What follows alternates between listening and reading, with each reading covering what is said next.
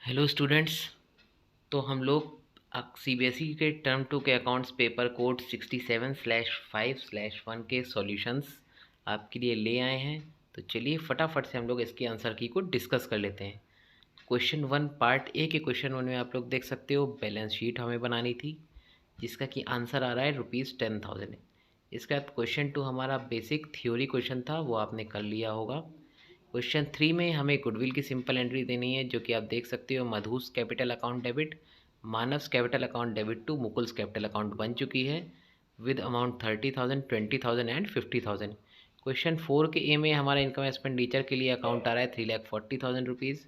Question four के B में हमें creditor account and stock account बनाना था।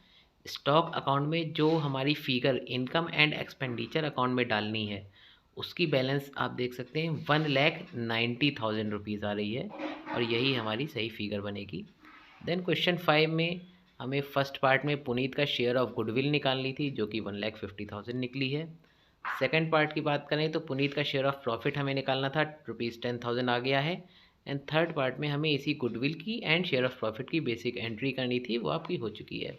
क्वेश्चन सिक्स के ए में वेंडर का केस है, डिबेंचर्स इशू किए हमने एसेट्स परचेज करने के बाद। एंड क्वेश्चन सिक्स के बी में हमने डिबेंचर्स, सेम क्वेश्चन है, डिबेंचर्स इशू किए हैं, ओवर सब्सक्रिप्शन का केस था। तो दो एंट्रीज स्टूडेंट्स आपको आपके सामने दिख रही है, थर्ड एंट्री ये बनेगी इसकी, जो कि अलॉटमेंट की है। इसके बाद स्टूडेंट्स अगर हम लोग बढ़े अपने नेक्स्ट क्वेश्चन की तरफ, तो आता है क्वेश्चन सेवन का ए, डिसोल्यूशन ऑफ फर्म का क्वेश्चन था। बेसिक जर्नल एंट्रीज हमें करनी थी, 5 केस दिए हुए थे, बट यहाँ पे देखने की बात है केस नंबर 4 में कोई भी एंट्री नहीं बननी थी, इसलिए हमने नो एंट्री रिक्वायर्ड यहाँ पे लिखा हुआ है। इसके बाद क्वेश्चन सेवन के बी में हमें revaluation account and Anuj capital account बनाना है। रीवैल्यूएशन अकाउंट का बैलेंस स्टूडेंट्स हमारा 3,000 रुपीज़ आ रहा है। एंड अनूज कैपिटल अकाउंट का बैलेंस आप लोग देख सकते हैं, अनूज लोन अकाउंट में 31,200 रुपीज़ का आएगा। क्वेश्चन एट में हमें जर्नल एंट्रीज़ बनानी थी, 5 केस दिए हुए थे जर्नल एंट्रीज़ के, अलग अलग, redemption of debentures and issue of debentures के। तो आप देख सकते हैं केस नंबर ए की एंट्रीज आपके सामने हैं, आप लोग इसको ध्यान से मैच करिए। Then case B and case C भी स्टूडेंट्स आपको आपकी स्क्रीन पे दिख रहा होगा। बहुत केयरफुली आप लोग एक एक अमाउंट एंड एंट्री मैच कर लीजिए। आई होप आप सबने एंट्रीज सही की होंगी। हालांकि पेपर में कोई भी क्वेश्चन मुझे नहीं लगता कोई बहुत ज़्यादा डिफ़िकल्ट आया था। देन इसी क्वेश्चन में केस डी और ई की एंट्रीज भी स्टूडेंट अब आप मैच कर सकते हैं, आपकी स्क्रीन पे दिख रही होगी। इसमें आप लोग amounts and entries carefully match कर लीजिए। तो जैसा मैं बता रहा था कि पेपर बहुत ज़्यादा डिफिकल्ट आया नहीं था, कोई भी क्वेश्चन ऐसा नहीं था जिसमें कि किसी को कोई प्रॉब्लम हो, बिल्कुल सिंपल क्वेश्चंस थे।